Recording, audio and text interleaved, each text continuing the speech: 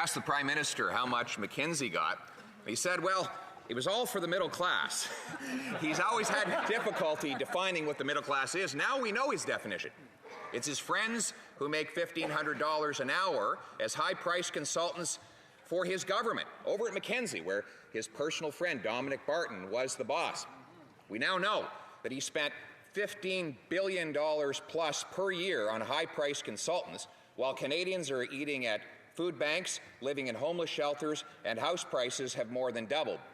Again, how much did his government give McKinsey? How much? Prime Minister says that Canadians have never had it so good as they face 40-year highs in inflation, as food prices are up 12% year over year after he brought in a carbon tax on our farmers, as the cost of housing has more than doubled, as students are actually living in homeless shelter. We know why, though, he's so out of touch with these people after 8 years, because the people he surrounds himself with, like the high-priced consultants at McKinsey, are doing better than ever.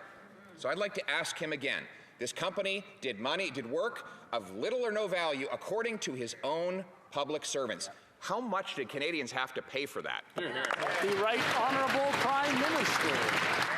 Mr. Speaker, on the contrary, Canadians are struggling right now with high inflation caused by global crises, with interest rates, with disruptions in the global supply chains, and that's why we've stepped up to support Canadians. Despite Conservative politicians voting against it, we've been able to keep investing in Canadians while maintaining the best balance sheet in the G7. We have the lowest debt to GDP ratio, the lowest deficit of all our G7 partners, and we've put that to work to support the Canadians who need it most. We will continue to be there for the middle class and people working hard to join it.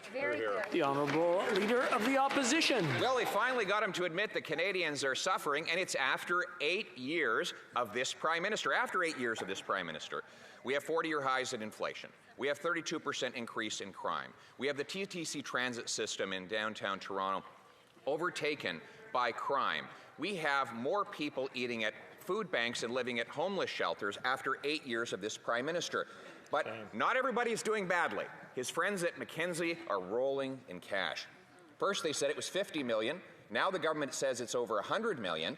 We want to know the real number. Will the Prime Minister finally answer the question? How much did he give McKinsey? The Right Honourable Prime Minister. Speaker, everyone in this House, from conversations with constituents, with conversations with people right across the country, know well that Canadians are facing tough times. What the difference is between the Conservative leader and myself is, instead of proposing real solutions, instead of telling Canadians how they're going to help them and invest them, the Conservative leader stands up, crosses his arms, throws up his hands and says everything is broken. Well, that's not what Canadians are living through, Mr. Speaker. Canadians stick up for each other. We're there for each other. We support each other through the tough times. That's exactly what we've been doing through this pandemic, through these past years. That's what we will continue to do, no matter how much